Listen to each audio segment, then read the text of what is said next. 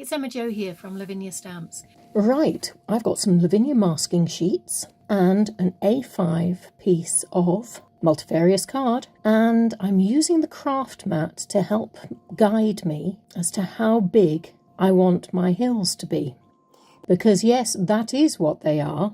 They are hills, they are rolling hills, and I'm using a large moon mask to give me that circular shape. There we go. So I actually have three separate levels to this masking process. And there goes my hill, and on goes my moon. And we're going to blend a moody sky. So I've left that last one off, and I'm building it up. Elements Ink Della Blue, large stencil brush, number 9, and just slowly building up a bluey sky. And as you go through this, you'll start thinking, if you're anything like me, oh, I think I should stop now. But then you've got to remember that you're trying to build up a moody atmosphere. So I'm adding here some Elements Ink Mulberry just to try and take it a little bit moodier, and you'll see it gradually take shape. But it all depends on what mood you want for the piece, because if you wanted a happy-go-lucky one, then maybe you would have stopped at the Della Blue. Here I've got some Elements Ink Mermaid, and again, look at that extra tone that you get. So I've gone in, I've taken the moon mask off, and I'm using Elements Ink Sundance and a stencil brush number 3 to just add a little touch of yellow to it. Once I've done that, I've popped that masking paper back on. Right, and now I'm covering up the sky because I don't want that to get disturbed by what I'm going to do with these hills. So here we go, peeling off the hills. So with a large stencil brush again, I'm starting off with Elements Ink Mermaid, and I'm just slowly building up a base colour. And we'll have some Elements Ink Della Blue as well. We're just using all the same colours, just in different amounts. So there will be some darker bits in the sky and some paler bits down below. But it'll all balance. That's my plan. Anyway, so this is the Flourish stencil. And what I'm doing is I'm starting off with Elements Ink Bermuda, and I'm just running circles with my stencil brush, the large one, over the stencil. And then at the bottom, I'm going back in with Elements Ink Mulberry. So the bottom half of my stencil is going to have the mulberry on it, and the top half is going to be Bermuda. And together, when they mix, you'll get this lovely deep tone, which is going to be fabulous underneath what else we're going to do on here. So remember, Bermuda on first, switch to mulberry for the base. And please remember, I don't actually move this fast, so don't try and keep up. And there's the mulberry again. See? I'm quite pleased with that. Creating the scene by stamping. So we're going to add some stamps now. So we're taking all the protective layers off, if you like, and so we are left with our background. Now I've obviously decided it still needs to be darker in the corners for the frame, so I'm using Elements Ink Henna just to give us that extra. You see how moody that's starting to look? Sort of moonlit and spooky. I quite like that. If you limit your palette and keep it to the same shades, then you're going to end up with a lovely balanced piece of work. Okay. So I've got Versifying Claire Nocturne, and I am stamping up one of the Zen houses. I chose this one because I just thought it looked like a sort of house that a witch might live in. And so that's why it's there. And we've got the Bats stamp set, and I've gone for the larger. I'm just doing it just over the moon and off into the sky. And we've got some Elements Ink Mermaid going down the bottom because suddenly I've decided it needs to be darker. And again, that's now balancing with the top. You see how dark it is at the top in the corners, and we've got it going so dark in the bottom. Right, now, focus on what we're doing, Emma Jo. So I've got some Posca pen, and I'm just going over the pattern of the house. And this one is the Tree Branch stamp, inked up in Versifying Claire Nocturne. And I'm just putting it as at the top left-hand corner, and it's going to act as a way of bringing us into the foreground, and also it's going to act as like an underlining to our sentiment sticker. So we're going to do the dark trees. Again using Versamark, and this is Still the tree branch stamp, inking that up and just placing it around the bottom half of the picture. And I'm going to use, I'm going to use some Wow embossing powder. It's the black glint. I love this.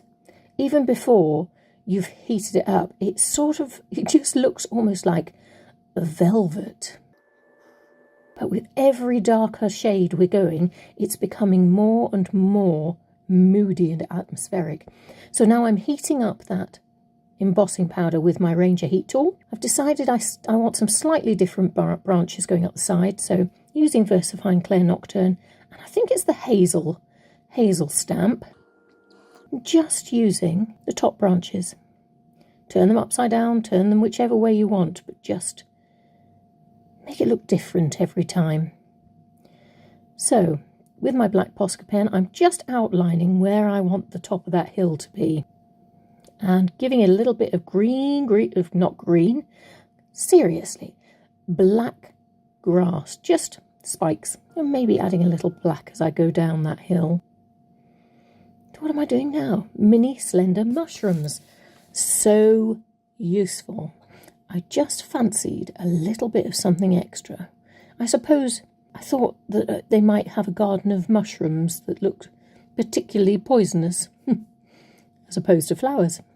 So this is our green Posca that I have just put some onto my craft mat, sprayed some water, and I'm mixing it together just to start adding a little colour, like a watercolour base, to various parts of the house. Now, while it's mean and moody in some ways, I also wanted it to sort of have a little touch of humour about it, which is why the house is multicoloured. So that's an aqua green going on there as well. And don't worry if you decide that you want an extra shade by mixing both the apple green and the aqua green together. It's quite nice to just keep it between those colours. And now we're going in with some Elements Ink Mermaid. Again, we've already got that, remember?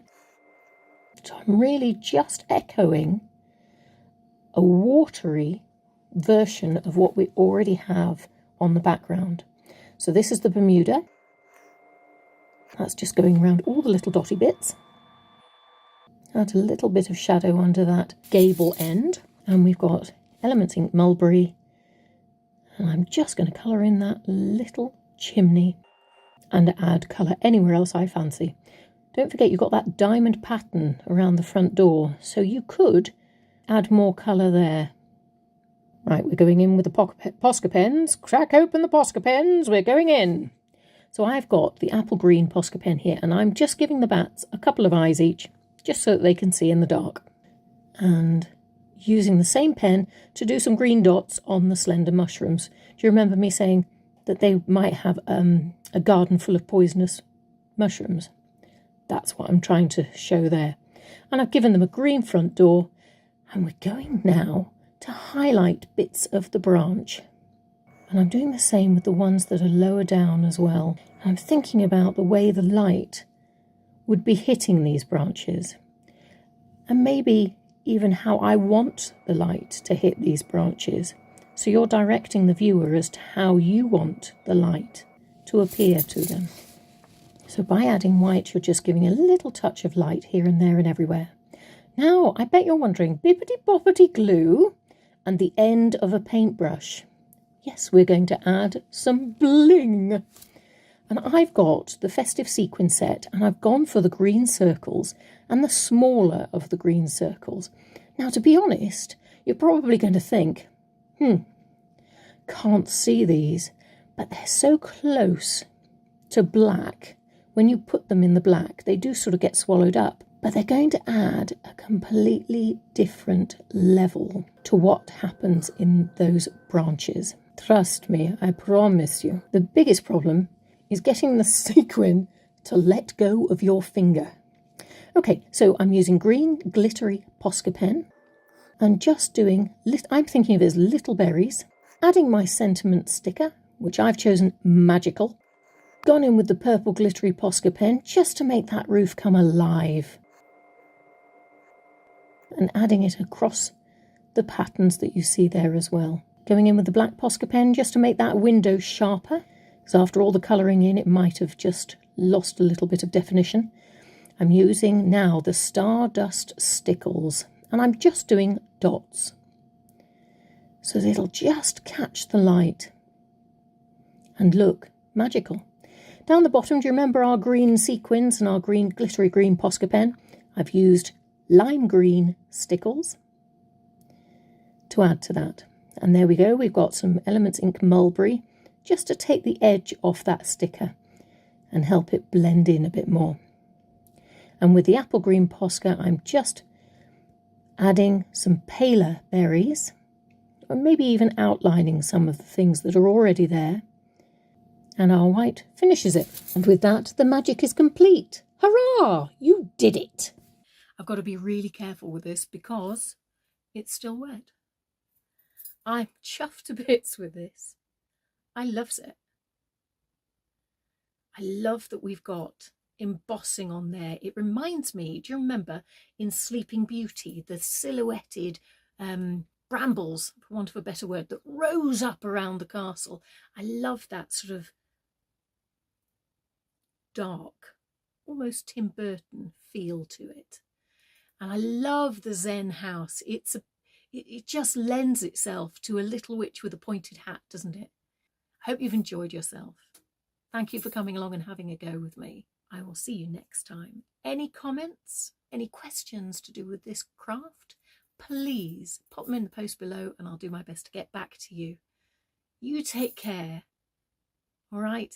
And remember, you must have fun. Bye.